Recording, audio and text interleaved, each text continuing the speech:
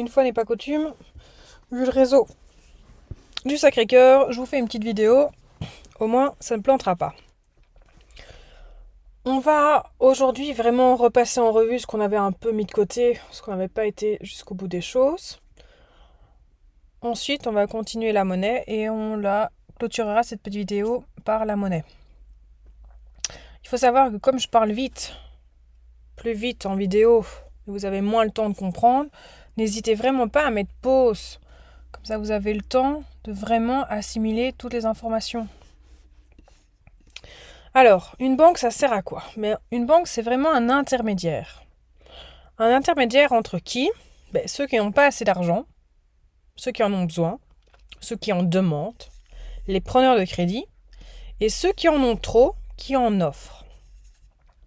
Si vous déposez votre argent en banque, comme vous n'avez pas votre argent en main, en récompense de ce blocage d'argent sur un compte, vous percevez des intérêts.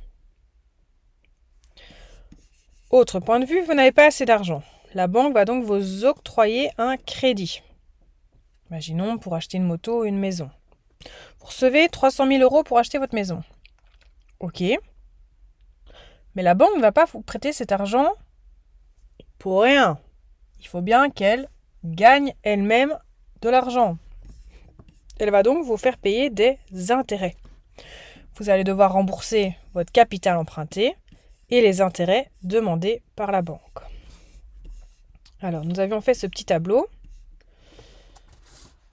Donc, Eric, c'était un emprunteur et Sandra, elle, c'était une épargnante. Là, on avait deux montants totalement différents. Alors, la solution qu'on avait trouvée ensemble, c'est vraiment de faire un regroupement.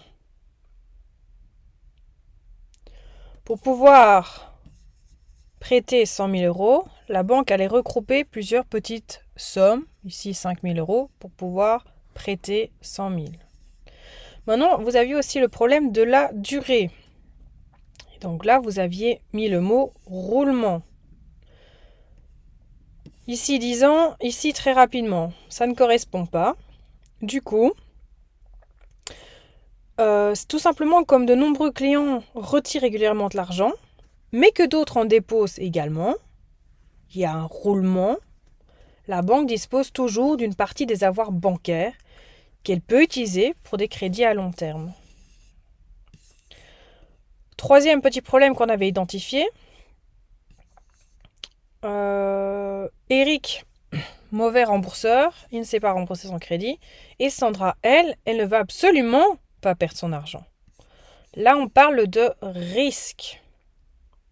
Pour pouvoir couvrir ce risque, la banque vous fait payer, vous l'avez vu, des intérêts. Grâce aux intérêts, elle peut partiellement couvrir certaines défaillances, certains risques qu'elle prenne. Et vous aviez donné le mot prélèvement. C'est le dernier qu'on n'avait pas fait ensemble. Donc, Eric, il dit qu'il est sérieux. Sandra, elle trouve qu'il est bien joli, Eric, mais elle n'est pas sûre qu'il soit réellement ce qu'il dit être. Et donc ici, vous pouviez noter que c'était un remboursement incertain du crédit. Seul l'emprunteur dispose de l'information si oui ou non il est sérieux, s'il a la capacité à rembourser. Hop. Donc, remboursement incertain du crédit. Seul l'emprunteur dispose de l'information sur sa capacité à rembourser. Je ne sais pas pourquoi capacité, il ne veut pas. Comment est-ce que la banque arrive à limiter ce genre de risque? Tout simplement, si vous allez à la banque, première chose qu'elle vous demande, bien sûr, c'est votre carte d'identité. Elle va regarder dans le fichier si vous n'avez pas trop de dettes, comme dans la petite vidéo que vous avez regardée. C'est ce qui se passe au jour le jour. Et elle vous demande des fiches de paye. Si maintenant, par exemple, vous avez besoin d'emprunter, 1 500 € pour votre première garantie locative de votre future cote, il y a également comme garantie vos parents. Eux vont donc prendre en charge l'exactitude de vos dires, à savoir si oui ou non vous avez la capacité à rembourser. Donc là, la banque réduit les risques liés à l'information en ne finançant que les bons clients. Demande d'information préalable au crédit, prise de garantie. Je sais pas pourquoi il n'était pas d'accord avec moi, c'est 3 petits points. Et donc là, malheureusement, vous n'êtes pas là, vous ne savez pas me répondre pour un mot, mais il faudrait trouver un mot. Donc, sérieux et avoir confiance, on pourrait simplement dire, je ne sais pas moi,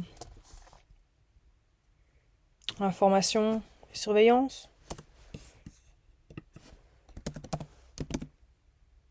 Informer. On va mettre informé. Maintenant, vous avez trouvé un autre mot, vous pouvez totalement utiliser celui-là, aucun souci. Donc là, c'est votre travail que vous avez fait.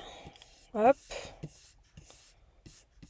Si on voulait faire des simulations à la consommation, vous avez cherché par rapport à cet élève et tout, c'était un devoir. Et c'est quelque chose que je veux vraiment que vous reteniez, s'il veut bien se lancer. C'est vraiment de faire des comparatifs. Donc, si je mets par exemple crédit un prêt hypothécaire, tiens, tout simplement.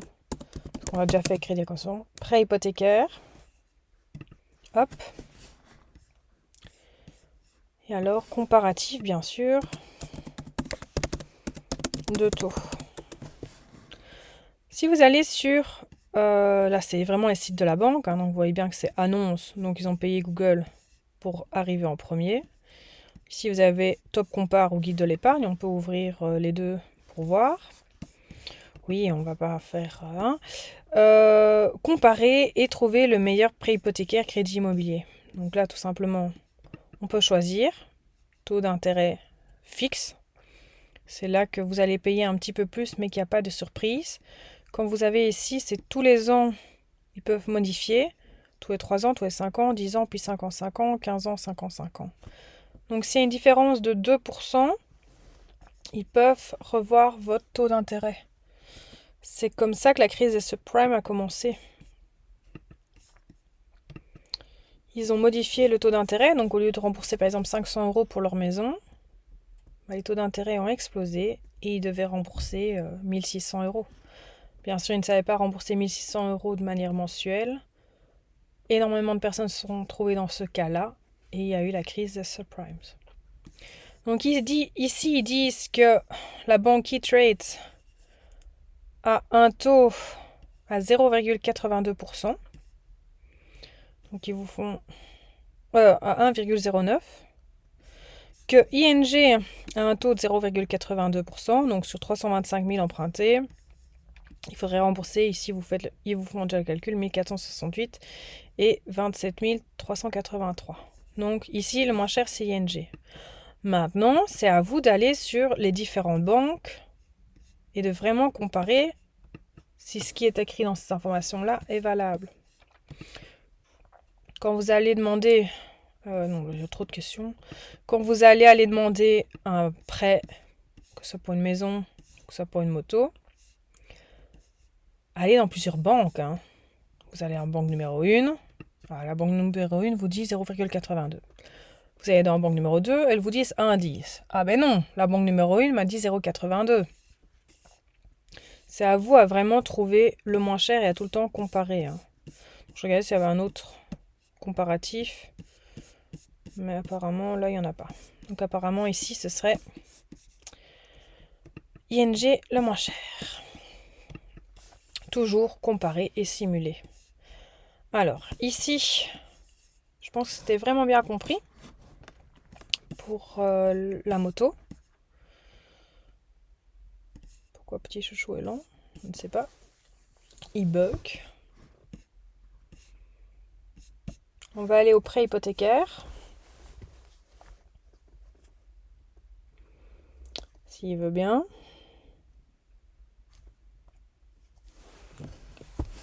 Ok. Zouf. Donc le prêt hypothécaire, si on refait 2 minutes dessus, le prêt hypothécaire, ça ne sert que pour acheter un bien immobilier. Mobilier. Mobilier, mobile, bouge, non. Donc quelque chose qui ne bouge pas, qu'on ne sait pas mettre dans son sac, qu'on ne sait pas bouger. Le prêt hypothécaire a une spécificité, c'est que la banque vous fait signer une hypothèque. L'hypothèque, c'est quoi? C'est une garantie pour la banque que si vous êtes un mauvais payeur, que vous ne remboursez pas votre prêt hypothécaire, eh ben elle vend votre maison.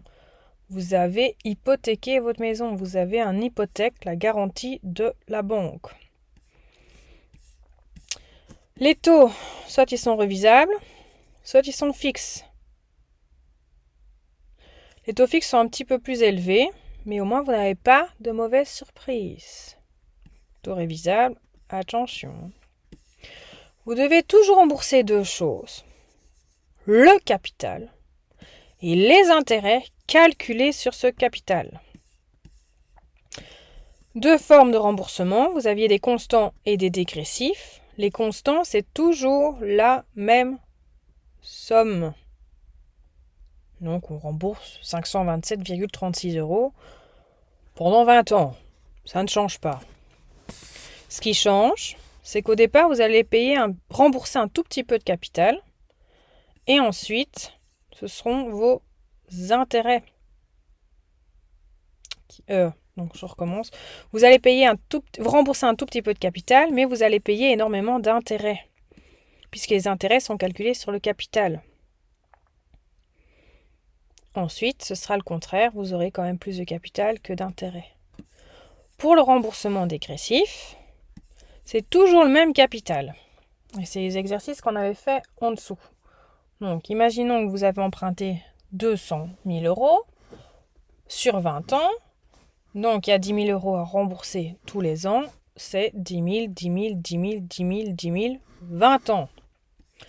Maintenant, ce sont les intérêts, eux, qui vont diminuer. Parce que les premiers intérêts calculés vont être sur 200 000. Mais la dernière année, comme vous avez remboursé 10 000 à chaque fois, il vous restera plus que 10 000 à rembourser. Donc les intérêts seront calculés sur le solde restant dû, dans mon exemple, 10 000. Et c'était là que vous aviez eu un petit souci dans le test. Donc on va vraiment prendre le temps de le faire. Joue à vos stylos, les gars. Non, je ne veux pas que ce soit en gras, je veux que ce soit en once et je veux que ce soit du vert pour que vous ayez tout. Calculez le montant d'une mensualité du prêt hypothécaire si le capital emprunté est de 375 000 €, la durée de 25 ans et le taux d'intérêt de 7% par an. Donc, première chose à savoir, c'est le capital emprunté. Ici, il est donné. 375 000 €. Ensuite, vous avez la durée. Ici, vous avez 25 ans. Et mon taux d'intérêt, toujours noter un petit i, lui, il est de 7%. Donc 7%, c'est la même chose que 7 divisé par 100. 7%, c'est la même chose que 0,07. Ça aussi, faut l'avoir à l'œil.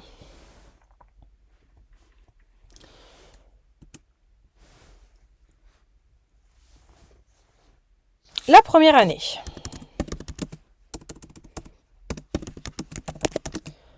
Vous avez donc 375 000 à rembourser.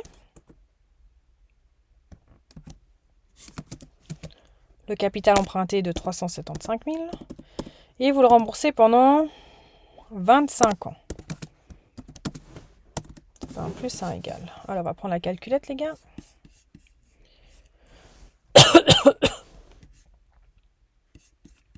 Hop. Où es-tu, calculette, ici? Donc, 375 000 divisé en 25 ans, vous remboursez tous les ans 15 000 euros. Ça, c'est votre capital. Donc, première année 15 000, deuxième année 15 000, troisième année 15 000, etc., etc. Vous remboursez toujours 15 000. Ensuite, vous avez... Attendez, je vais vous faire un truc propre pour que vous suiviez un petit peu. Voilà, hop, hop, et hop. Vous avez des intérêts à payer. J'ai tout mis en majuscule, moi. Mais, voilà. Je vais y arriver. Intérêts.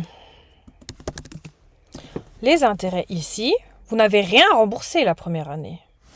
Donc, ils se calculent sur l'énorme montant que vous avez emprunté, 375 000, fois 0,07, vos 7%. 375 000, 1, 2, 3, fois 0,07%. 26 250. Ouf, ça, c'est pas rien, les gars.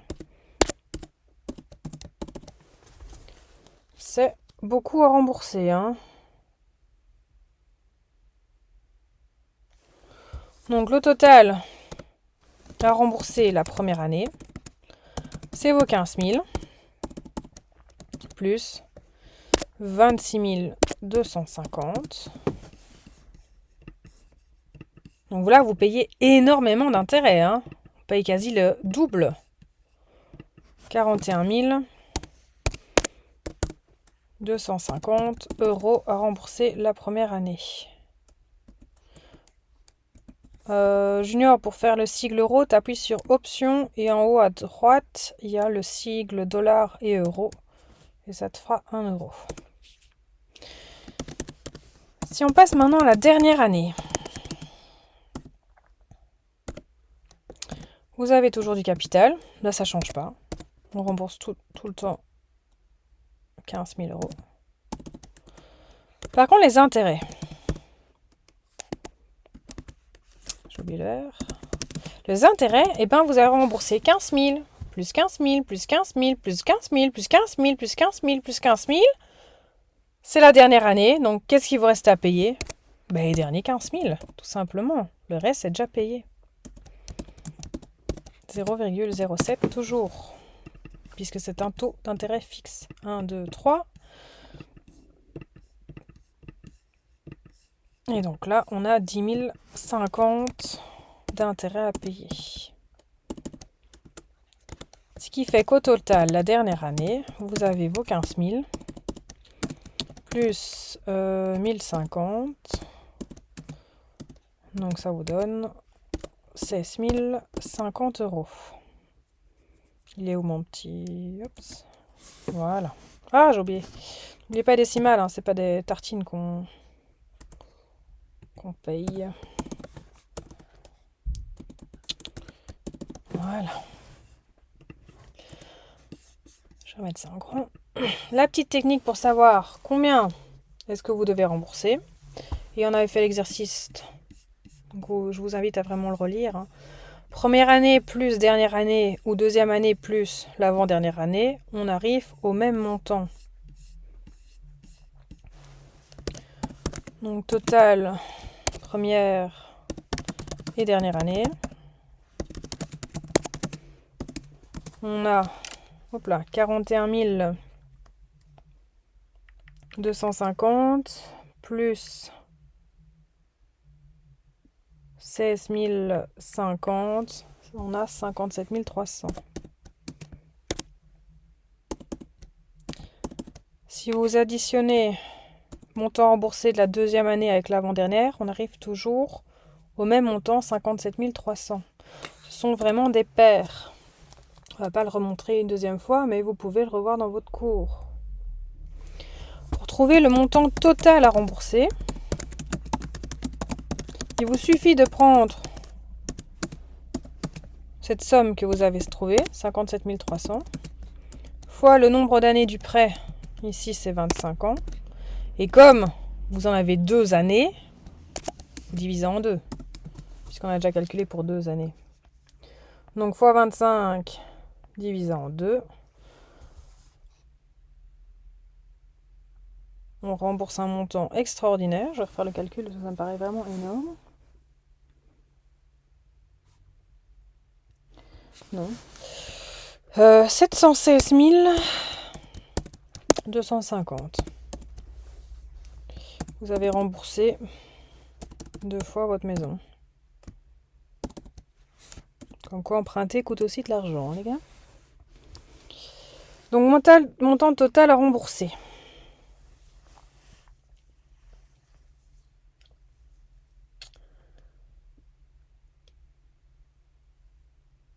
Alors. Montant d'une année. Vous reprenez vos 57 300. Et ça, c'est le remboursement pour 2 années. Donc, il suffit de le diviser par 2. Donc, 57 300 divisé en 2. On arrive, pas 2 fois égal, à 28 650 €. Et donc, le montant pour un mois, une mensualité. Qu'est-ce que vous devez encore faire? Tout simplement diviser par 12. Puisqu'il y a 12 mois dans une année.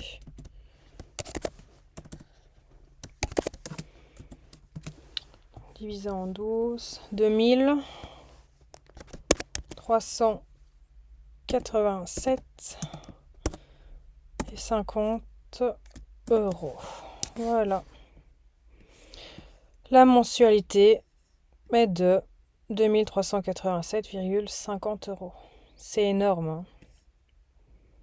C'est vraiment très très cher. Ok. D'où le comparatif de prêt. Vous allez chez ING, vous allez chez CBC, vous allez chez BNP Paribas Fortis, vous allez au Crédit Agricole, vous allez chez K-Trade, vous trouvez le meilleur taux, le plus bas possible pour payer le moins possible. Alors les pièges du crédit, vous avez vu la petite vidéo.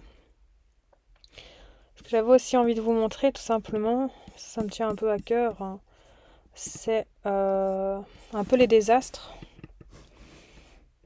S'il veut bien se lancer. Les désastres de notre surconsommation. On nous invite à acheter ci, à acheter ça, à acheter ci, à acheter ça. Et où est-ce que c'est? Animation, diaporama, voilà. Et que pour finir, on arrive à ce genre de... Vous voyez, ça va être plus facile. Donc essayez de deviner ce que représentent les images suivantes. Là, je vous montre. Laissez un petit instant. On zoome. Vous voyez déjà peut-être un peu plus. On zoome encore. 426 000 téléphones portables jetés chaque jour. On va le voir un petit peu plus loin. Hein. Vous avez donc les effets de vous offrir des crédits sur des plateaux en argent. Et la suite du cours, ça va être aussi les incitants, à savoir la publicité. Comme vous le savez, les limites à la consommation vont être vos revenus. Ça, on l'a vu en long et en large jusqu'à présent. Si on vous offre des crédits pour acheter tout et n'importe quoi, sans vraiment vous éduquer à qu'est-ce qui est important pour vous, on peut arriver dans ce genre... on arrive tout simplement dans ce genre de débordement, quoi. Je ne sais pas si vous connaissez... Bon, on va continuer un petit peu ça. Et puis... hop. Alors, qu'est-ce que c'est pour vous? C'est un crâne, on est d'accord, hein? Si on zoome un petit peu... Encore. Ah, on reconnaît. C'est quelque chose qui n'existe plus maintenant, hein. Ce sont 200 000 paquets de cigarettes, le même nombre que les Américains qui meurent tous les 6 mois à cause du tabac. On va terminer avec celui-là. Donc, qu'est-ce que c'est que ça? Tirer un petit peu du pollen ou une vitre rayée. Et en fait, c'est la superposition de petites photos montrant les traces de 11 000 avions, soit le nombre de vols commerciaux qui ont lieu aux États-Unis toutes les 8 heures. Vous voyez à quoi ça ressemble. Hein. Vous avez même une pollution dans les airs. Là, pas mal, hein? Les piles. 170 000 piles sont produites toutes les 15 minutes. Cigarettes. Pire, tasses en plastique. Les sacs en plastique, etc. etc. Quand vous avez vraiment envie d'acheter, il y a une petite méthode qui s'appelle la méthode bisou et qui est pas mal. C'est B comme besoin. À quel besoin cet achat répond-il? I comme immédiat. Est-ce que je peux attendre quelques jours avant de me décider? S comme semblable. Est-ce que j'ai déjà pas un objet qui a la même utilité? O comme origine. Quelle est l'origine du produit? Et U comme utile. Est-ce que sérieusement cet objet va m'apporter quelque chose? Parfois, on s'en mord les doigts d'avoir fait un achat, on se dit pourquoi j'ai acheté ce truc-là? Ça ne me servait à rien. Donc voilà. Pour les petits pièges, on regardera la publicité plus tard. Vous avez quand même des lois qui vous protègent. Alors, je voulais faire une animation en classe, mais c'est un peu compliqué. Celui que vous connaissez très bien, c'est Test Achat. Hein. Là, vous avez 50 ans au service du consommateur. Il essaye vraiment de mettre le doigt sur ce qui ne fonctionne pas bien pour vous protéger le consommateur. Vous pouvez le lire vite. Hein. Quelle évolution pour l'association belge de protection des consommateurs? Créée en 1957 par une poignée de bénévoles motivés, Test Achat compte environ 850 employés et a acquis une stature européenne. Ils ont 370 000 abonnés. Avant, c'était juste le simple rôle d'informateur. Et maintenant, ils sont vraiment prestataires de services. Il y a un service, par exemple, juridique. Il y a un service comptable. Ils sont indépendants des lobbies. Donc, par exemple, si Nestlé veut dire que son produit est le meilleur, il pourrait passer en douce, soit en dessous de la table avec un petit pot de vin, soit en offrant des cadeaux, des voyages, etc., pour que le magazine fasse la publicité de cette marque-là. Hein. Je dis Nestlé, mais je pourrais dire n'importe lequel. Hein. Vous avez un élargissement européen, changement de mentalité. L'environnement fait désormais partie des 3 centres d'intérêt les plus importants de nos affiliés. On ne se concentre plus uniquement sur les qualités et les prix des produits. Des éléments tels que les cycles de vie et la consommation d'énergie sont désormais incorporés. Donc ils évoluent avec leur temps. Alors,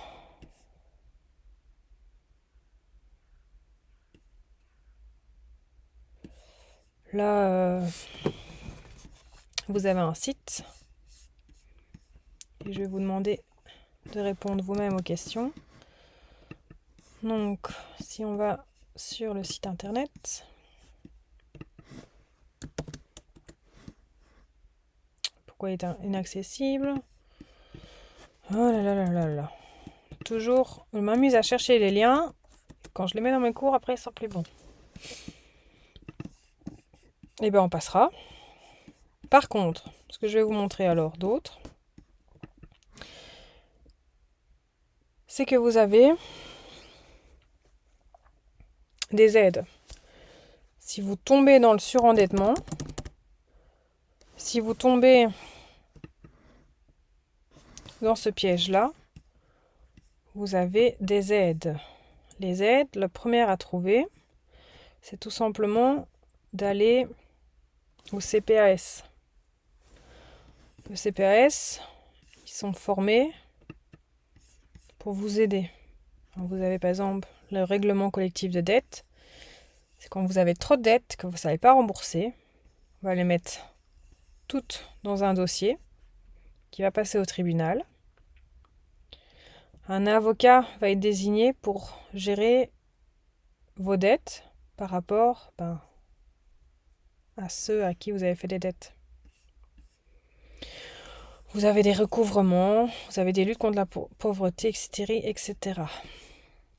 Donc vraiment, ne pas hésiter à s'informer, hein, ne restez pas dans un marasme. Hein. Donc, je vais essayer de regarder sur le site du CPAS, mais je crois que c'était le premier qui allait arriver. Voilà, c'est celui-là. On est ici. Oui, pour Corona, hein, on commence à bien le savoir. Donc c'est un site, la Social Santé Wallonie.be, où vous avez vraiment tout. Hein. Je gère mon surendettement, vous avez une aide juridique, vous avez des aides sociales, vous avez les guidances pour faire un budget, la gestion budgétaire, la médiation de dette, le règlement collectif de dette et enfin la protection juridique. C'est vraiment très bien fait, mais la première chose à faire, avant de tomber dans ce cercle vicieux, et on le verra ensemble, hein, c'est vraiment faire un budget.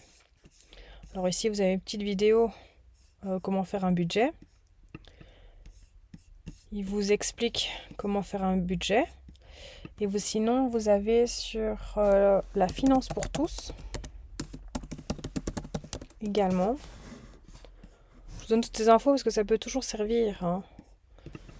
Mettre budget comme ça, je ne vais même pas chercher midi à 14h, les gars. C'est très très bien fait. J'accepte tout. Vous avez ici donc tout ce qui est revenu, toutes vos dépenses. Donc vous avez, c'est vraiment détaillé. Hein. Loyer, emprunt, électricité, gaz, téléphone, alimentation, assurance, vêtements, crédit, les sorties, si vous fumez, si vous voulez avoir des livres, des musiques, des enfants et tout simplement. Calculez et il vous dira alors si vous êtes dans le rouge ou dans le vert. Alors, si vous cherchez un petit peu, hein, il y a aussi un Excel. Voilà, tableur Excel. Où il y a tout qui est repris à chaque fois.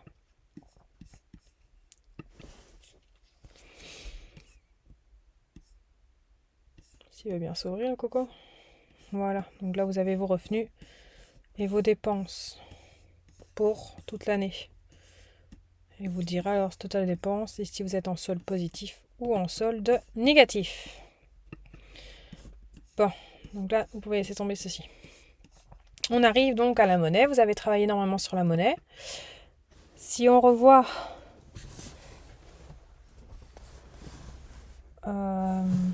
ensemble.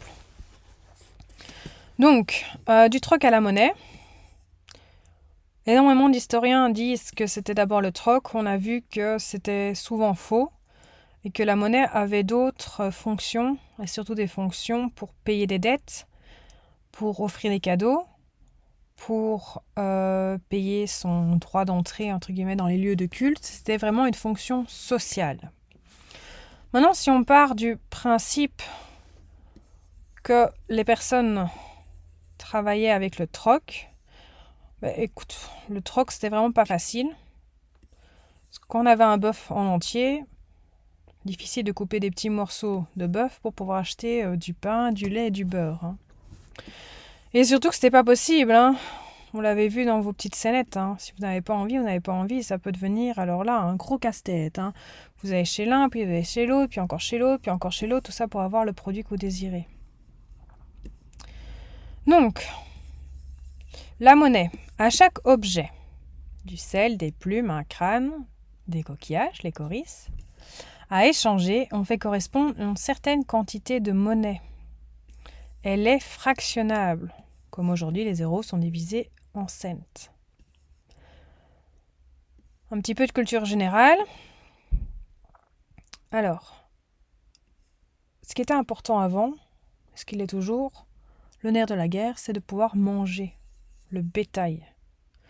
Le bétail, on l'échangeait. Il servait de base aux évaluations de biens et aux échanges. Si on va un petit peu plus loin, hein, pour la dot dans certains pays du Maghreb, sans chamelle pour un mariage. Le mot pecus, troupeau en latin, est à l'origine du mot pécuniaire. Le caput, la tête en latin, a donné le mot capital. Donc on reste vraiment dans notre histoire. Par contre, le troc n'a toujours pas disparu et il fait même bien sa réapparition dans certains domaines. Là, par exemple, tu avais Karim propose une initiation à l'arabe contre des conseils en mécanique. Valérie, qui pratique le basket, est toujours disposée à faire partager sa passion, mais demande à apprendre la cuisine vietnamienne ou participer à un groupe de conversation anglaise. Armand, quant à lui, il est prêt à donner des cours de maths, mais souhaite être initié à la navigation sur Internet. Il y a ce qu'on appelle les SEL, services d'échange local. Et vous avez les RES, les réseaux d'échange de savoir. Et aussi, vous avez énormément dans les coins des boîtes à dons. On est toujours dans une forme de troc. Ce qui n'est pas plus mal. Alors, première pièce de monnaie métallique. Métal. Des objets auxquels on leur attribuait une valeur d'échange et qui étaient faciles à stocker. On a utilisé le sel, qui a donné le mot salaire, et les coquillages, les coris. Les pièces sont arrivées ensuite. Et alors, par vanité, chaque ville allait frapper sa propre monnaie.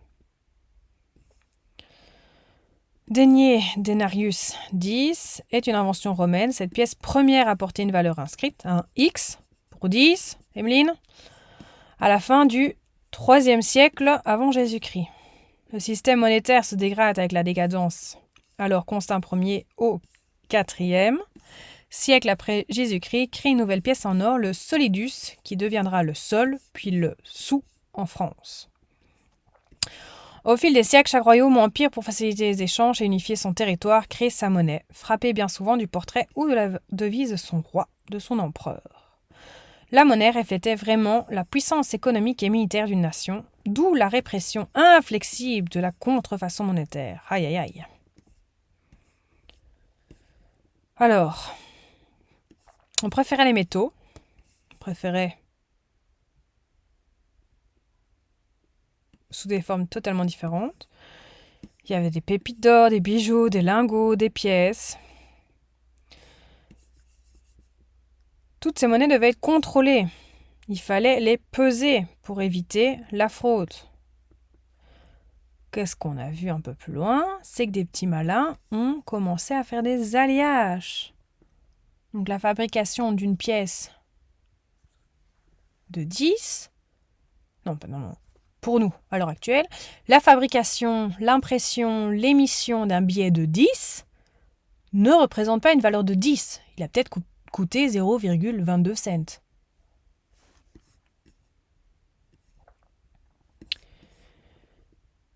Alors, justement, ce billet, ce titre, on faisait le poids du métal fin divisé par le poids total de la pièce.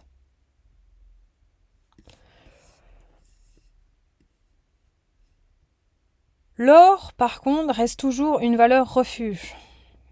Vous avez un graphique entre 1970 et 2020 d'une once OZ d'or, donc c'est 3,9 grammes. C'est vraiment des petites médailles en or.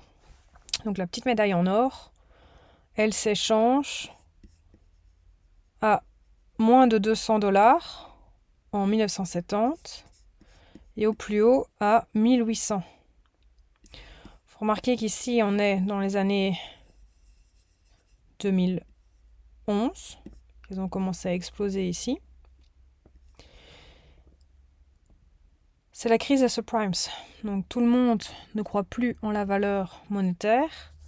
Ils vont donc transformer leur argent liquide, leurs pièces, leurs billets en or. Puisque l'or ne perd pas vraiment de valeur.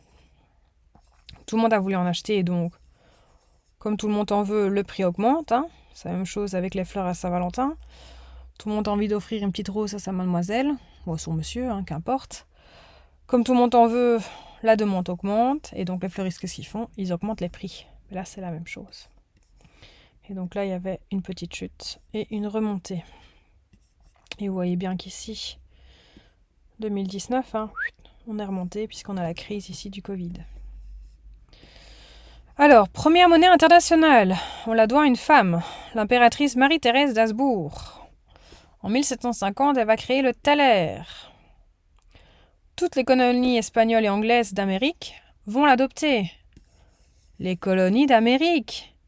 Le thaler donnera son nom au dollar. Petit clin d'œil. Donc, ensuite, ce que je vous dis là, monnaie métallique sont créées avec des alliages et donc ne représentent plus la valeur. Elles ne coûtent plus la valeur qu'elles représentent. Donc, on commence. Un billet de 10 euros, pour le créer, on ne met pas 10 euros. C'est une monnaie fiduciaire. Elle n'a pas de valeur, c'est un bout de papier. C'est basé, fidus, sur la confiance des possesseurs.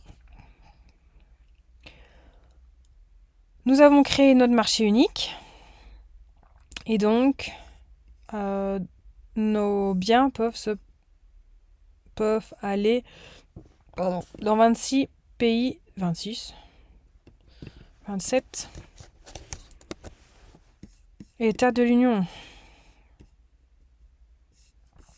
Donc là on voit les pays qui utilisent l'euro sont en bleu.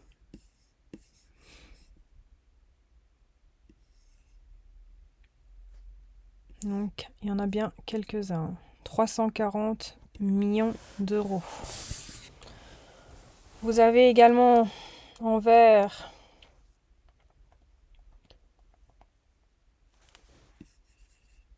ils font partie. Oh là là.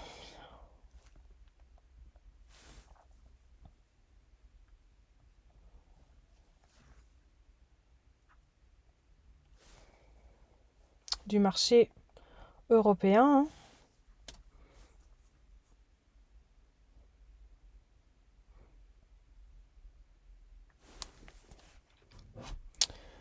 Vous avez en orange les États membres de l'UE faisant partie donc de ce marché européen mais exemptés de l'obligation de rejoindre la zone euro. Ça ne va pas faire partie, ils ont un arrangement. Obligation de rejoindre la zone euro, vous avez ici, qui ont adopté l'euro avant le corps de l'Union européenne. Il n'y en a pas, etc., etc. Quels sont les avantages de l'euro ? Tout simplement les plus grands. Les avantages qu'on peut mettre, ce sont les prix stables.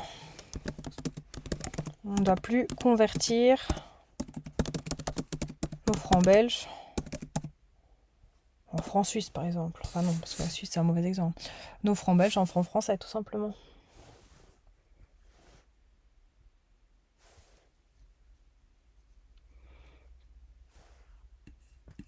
Donc, prix stable. Plus de sécurité. Oh, c'est pas en vert. Une monnaie plus forte. Sécurité, pas sécurité. Et enfin, un autre avantage qu'on pourrait encore nommer. Là, vous avez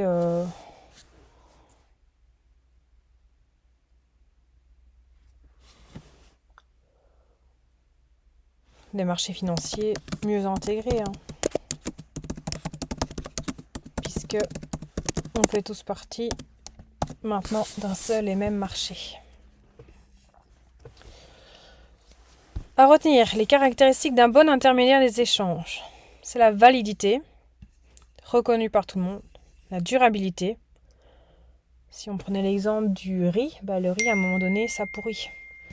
Donc, désolé, ce n'est pas durable, ce n'est pas un bon intermédiaire des échanges.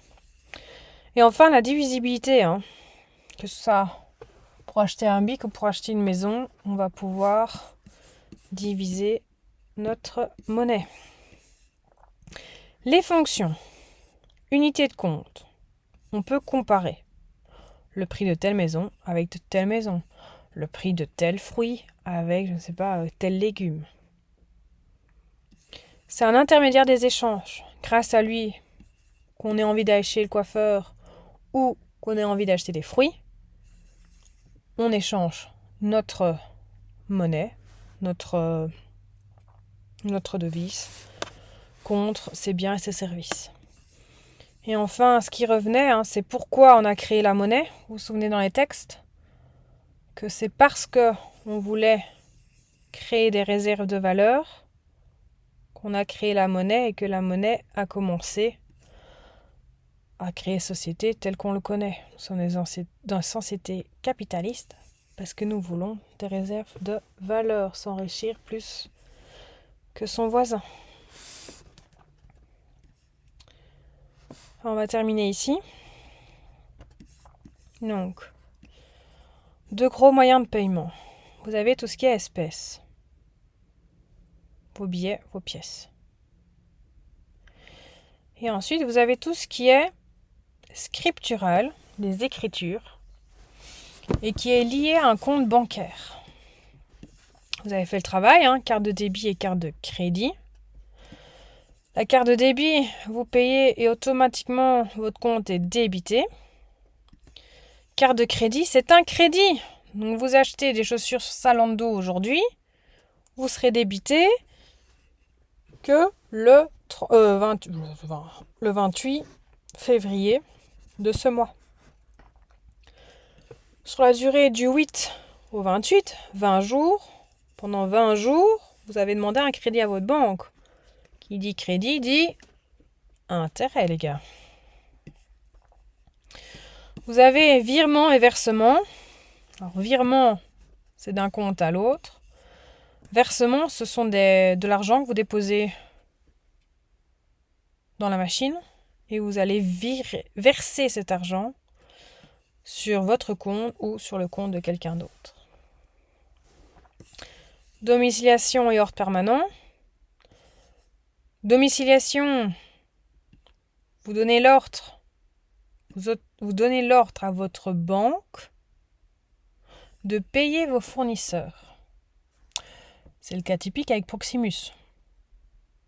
Je ne sais pas moi, tous les 17 du mois, Proximus envoie votre facture à la banque et la banque le paye directement. C'est très facile pour les têtes de linotte, on ne doit plus s'en soucier. Mais attention à quand même vérifier les montants, les gars. Parfois, il peut y avoir de belles surprises. L'ordre permanent, c'est le plus sympathique. Je prends toujours l'exemple de votre mamie ou de votre papy. Qui, par exemple, moi, mon anniversaire, c'est le 20 septembre. Et bien, tous les 20, il verse 10 € sur mon compte. Mais c'est 10 €. Le montant reste le même. La date reste la même. Et vous avez des nouveaux moyens de paiement. Vous pouvez MBanksy, SmartPay, vous pouvez payer avec PayPal, vous pouvez même payer avec votre téléphone maintenant. C'est vraiment de la monnaie scripturale, c'est juste un jeu d'écriture. Il n'y a même plus d'espèces, monnaie fiduciaire, de confiance. On est dans le scriptural. Mais je pense qu'on a déjà parlé de beaucoup de choses. N'oubliez pas de regarder la vidéo pour vendredi. Et d'ici là, portez-vous bien.